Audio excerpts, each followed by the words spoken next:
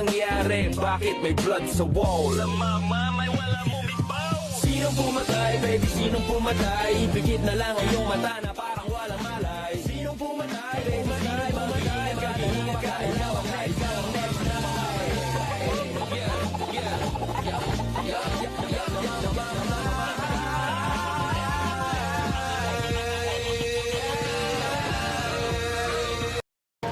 Ay nako, si Aling Maria kailangan ko maunahan